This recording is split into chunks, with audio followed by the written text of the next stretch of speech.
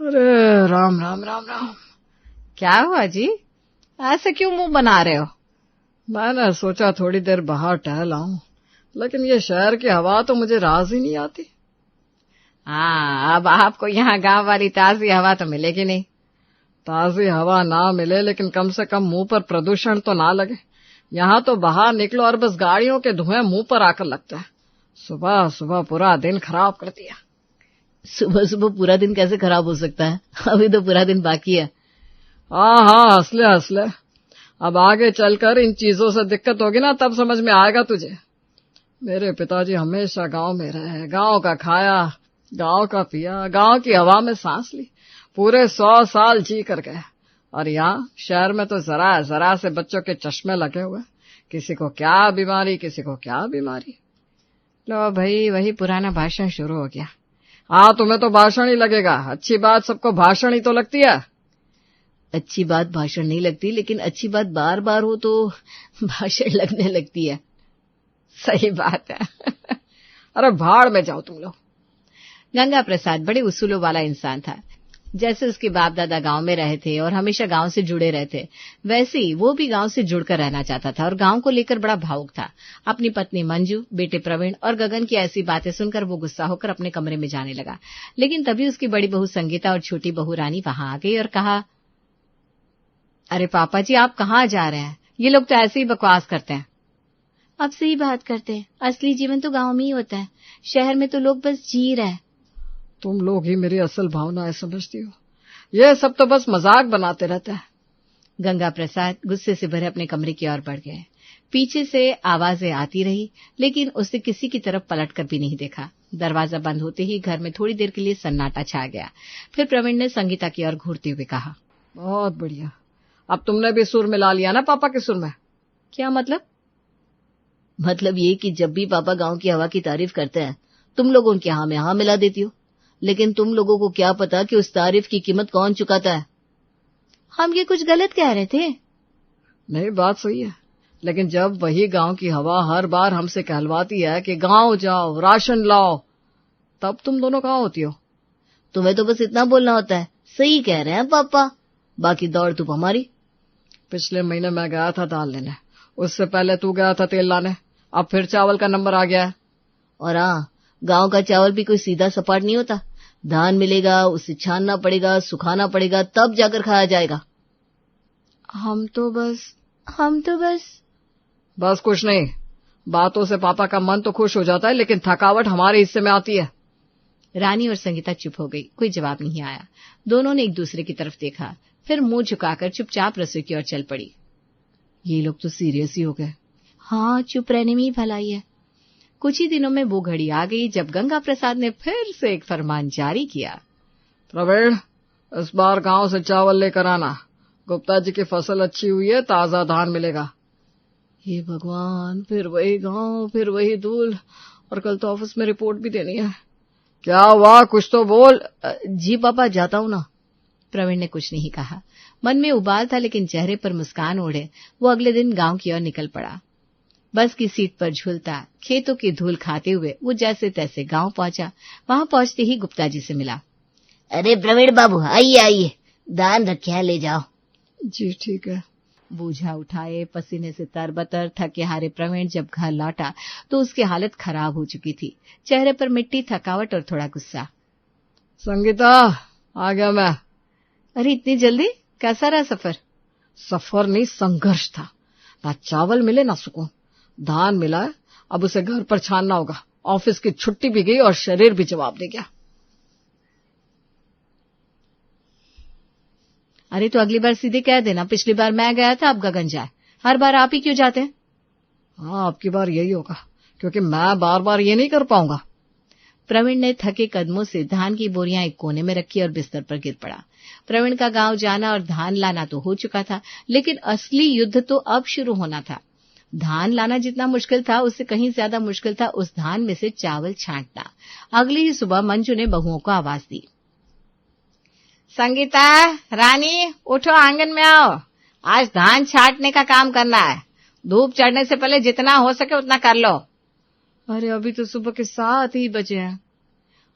और जब हम कर भी रहे होंगे तो पापा जी पूछेंगे खाना क्यों देर से बना। और बिल्कुल वैसा ही हुआ जैसा रानी ने कहा था। दोनों बहुएं आंगन में बैठी बांस की चलनी हाथ में लेकर धान से चावल छांटने में जुट गई। गर्दनें झुकी हुई थी, चेहरे पर पसीना था और हाथों में छाले पड़ने की शुरुआत हो चुकी थी। एक एक चावल ऐसे छांटा जा रहा था मानो सोने की खान मिल गई हो।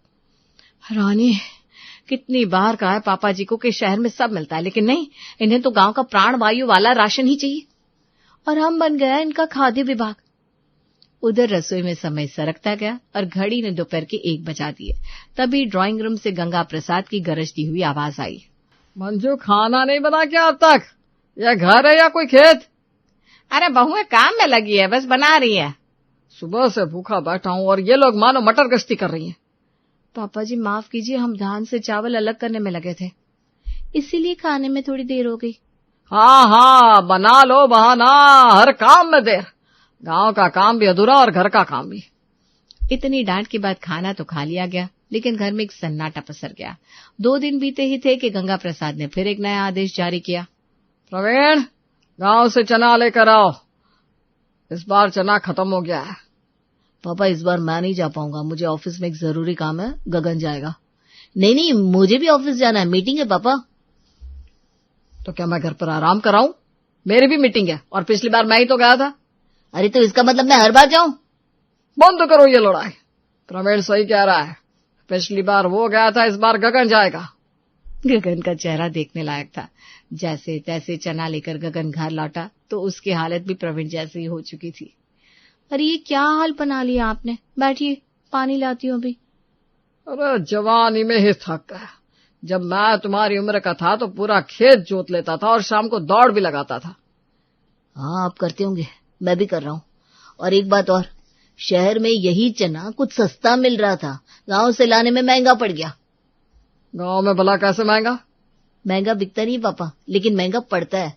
मेरी बस की टिकट, ऑफिस की छुट्टी, सैलरी कट सब जोड़ लीजिए। अगर यहीं से ले लेते तो सस्ता पड़ जाता। मुझसे जबान मत लड़ाओ। शहर में सब मिलावटी सामान है, गांव का शुद्ध खाना ही असली सेहत है, समझे? कोई कुछ नहीं बोला, सब चुप हो गए हमेशा की तरह। और फिर वही क्रम चला। चना आया, छाना गया, धूल उड़ाई गई, बहुएं पीसती रहीं, और फिर धान आया और फिर से वही काम, धान से चावल अलग करना। इस बार तो हद हो गई, बहुओं के बीच झगड़ा शुरू हो गया। रानी, तुम बार बार काम छोड़ देती हो, मैं कब तक अकेले करूं? हाँ, और तुम तो जैसे महारानी हो, हर वक्त बस हुक्म चलाती हो। तुमसे काम कहा जाता है, हुक्म नहीं चलाया जाता है। और मैं नौकरानी नहीं हूं जो हर बात तुम्हारी सुन लूंगी। उनकी बहस गर्म होती गई। इतने में मंजू आ गई। अरे क्या तमाशा लगा रखा है तुम दोनों ने? ये घर है या अखाड़ा? मम्मी जी, अगर आप भी थोड़ा हाथ बटाते तो काम जल्दी निपट जाए। हाँ मम्मी जी, आप ही तो कहती हो मिलजुल कर काम करो, तो आप भी करवा लो ना। क्या इस उम्र में मुझसे धान छटवाओगी? शर्म नहीं आती? करो तुम दोनों मिलकर काम, मैं नहीं करने वाली ये सब। मंजू अपनी चप्पल समेटकर अंदर चली गई। सारा काम संगीता और रानी को ही करना पड़ा। रानी और संगीता के चेहरे तमतमाए हुए थे, आंखों में गुस्सा, दिल में थकान और हाथों में धान की चुभन। दोनों ने बिना एक दूसरे से कुछ बोले धान छांटना शुरू कर दिया। गुस्से में चलनी को इस तरह झटका जा रहा था मानो धान नहीं, दुख झाड़े जा रहे हो। अब चाहे दुनिया उलट जाए, ये धान तो मैं आज साफ करके ही रहूंगी। हाँ, और खाना भी बना दूंगी, फिर चाहे भूख से कोई चिल्लाए या बेहोश हो जाए, मुझे कोई फर्क नहीं पड़ता। चलनी की आवाज अब सन्नाटे को चीरती जा रही थी। दोपहर तक धूप सर पर थी और बहुएं थक कर चूर हो चुकी थी। चेहरे पर पसीना नहीं, एक किस्म की नदी बह रही थी। फिर दोनों उठी, अपने हाथ झाड़े और रसोई की तरफ बढ़ गई। बिना किसी बात के, बिना किसी शिकवे के गैस जलाई, कढ़ाई चढ़ाई। थक गई हूँ, लेकिन फिर भी बना रही हूँ, ताकि कल फिर कोई ना बोले समय पर खाना नहीं बना। इस घर में कोई हमारी थकान देख ही नहीं सकता, सिर्फ रोटियां गिन सकते हैं।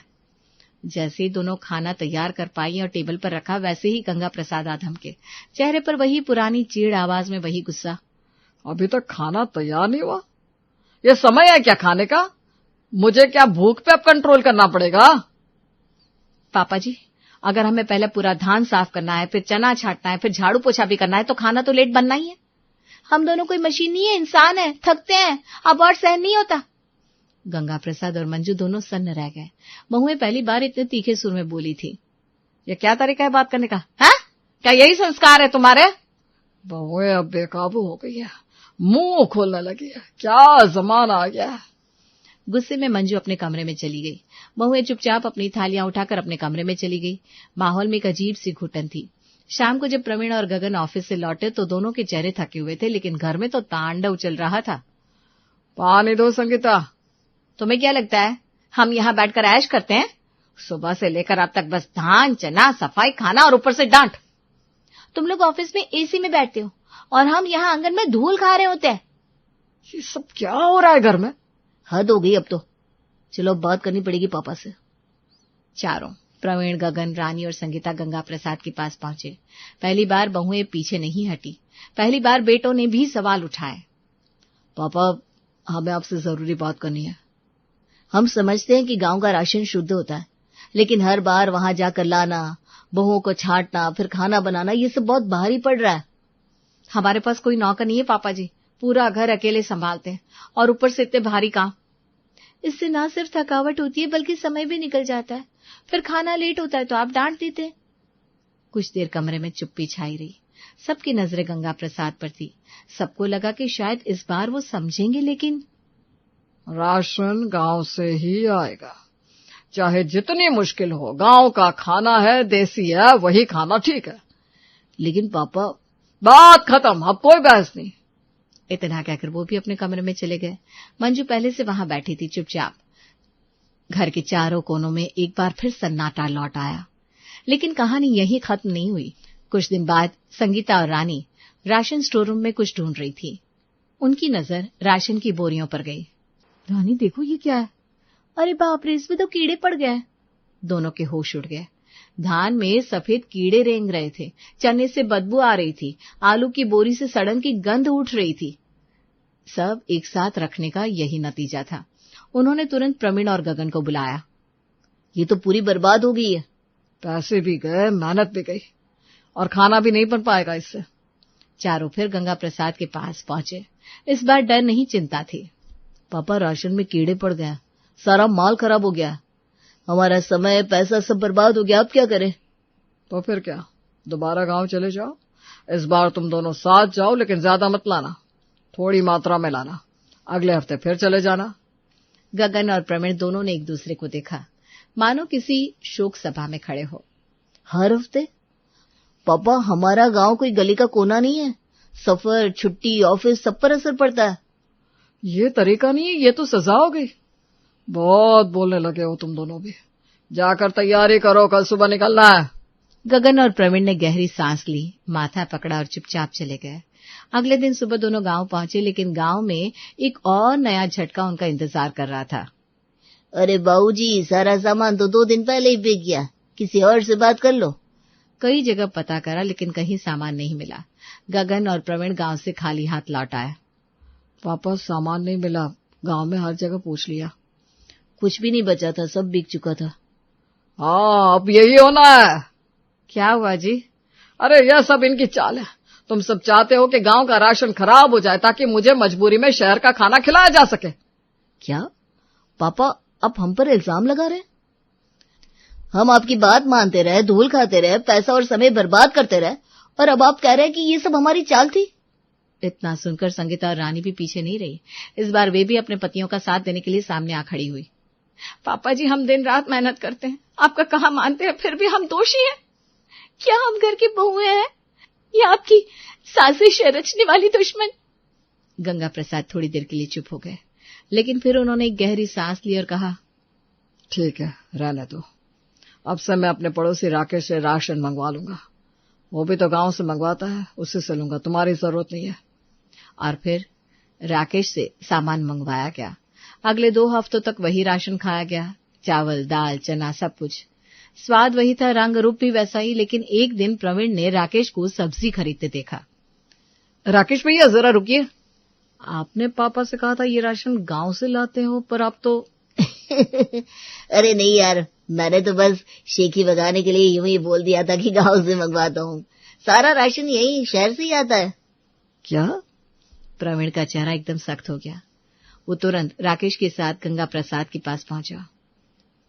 पापा, राकेश भैया को बुलाया है, कुछ बताना इन्हें। भैया बताइए ना पापा को। अंकल माफ कीजिए, वो जो राशन मैंने दिया था वो गांव से नहीं आया था, सब यहीं का था। गंगा प्रसाद का चेहरा सुन्न हो गया, उसकी सांसें भारी हो गई। उन्होंने चश्मा उतारकर अपनी आंखें बंद कर ली और बस एक शब्द निकला, छी छी छी, मैं तो। वो एकदम उठे और बिना कुछ बोले घर से बाहर निकल पड़े। प्रवीण और रानी पीछे दौड़े। पापा रुकिए, हम आपको समझा सकते हैं। पापा जी सुनिए तो सही। लेकिन गंगा प्रसाद किसी तूफान की तरह बाहर निकल चुके थे। टहलते हुए गुस्से और उलझन में वे आगे बढ़ते गए। तभी उन्होंने देखा कि एक जाना पहचाना चेहरा सब्जी की दुकान से निकल रहा है। अरे ये तो रमेश है, ये तो मेरे गांव का है। गंगा प्रसाद दुकानदार से बोला। ओ भैया जरा सुनो, ये आदमी कौन है? ये रमेश भाई, ये तो मेरे सप्लायर है, सारी सब्जियां मैं इन्हीं से खरीदता हूँ। गंगा प्रसाद के पैरों तले जमीन खिसक गई। मतलब ये सब्जियां भी? हाँ बाबूजी, यही तो कह रहा हूँ। तो इसमें मिलावट कौन करता है? अरे मिलावट कोई नहीं करता। अरे केमिकल डालते हैं लोग। अरे बाबूजी आप भी ना, उसमें जो कीटनाशक या केमिकल होता है वो बुरा नहीं होता, वो सरकार की गाइडलाइन के हिसाब से डाला जाता है। लेकिन वो सब तो मिलावट होता है ना। नहीं बाबूजी, सब कुछ मिलावट नहीं होता, कुछ तो जरूरी होता है ताकि फसल बचे, सड़े नहीं। और जो शहर में बिकता है वो भी वही होता है, फर्क बस जानकारी का है। गंगा प्रसाद हैरान रह गए। उन्हें वो हर पल याद आया जब उन्होंने अपने बेटों और बहुओं पर शक किया, इल्जाम लगाया और उन्हें अनदेखा किया। मैंने तो सबको दुखी कर दिया। वो भारी कदमों से घर लौटे। घर के दरवाजे पर सब इंतजार कर रहे थे, प्रवीण, गगन, संगीता और रानी। गंगा प्रसाद ने किसी की तरफ देखे बिना सीधा अंदर आकर सबसे कहा, मुझे माफ कर दो, मैंने कभी तुम्हारी बात नहीं मानी। मैं गांव के प्यार में इतना अंधा हो गया था कि ये भी नहीं देखा कि तुम सब मेरी बात मानकर कितनी तकलीफ झेल रहे हो। घर में सन्नाटा था। फिर एक आवाज आई, पापा जी माफी की जरूरत नहीं है, बस यही चाहिए था कि आप समझे। हम सब चाहते हैं कि आप स्वस्थ रहें, लेकिन हमारे भी कुछ हक है। और हाँ, अगली बार आप चाहें तो हम सब मिलकर गांव चलेंगे, लेकिन मजबूरी में नहीं, खुशी से। गंगा प्रसाद की आंखों से आंसू बह निकले। वो प्रवीण को गले लगा लेते हैं, फिर एक एक कर सबको गले लगा लेते हैं। घर का माहौल जो कई हफ्तों से बोझिल था अब हल्का हो चुका था।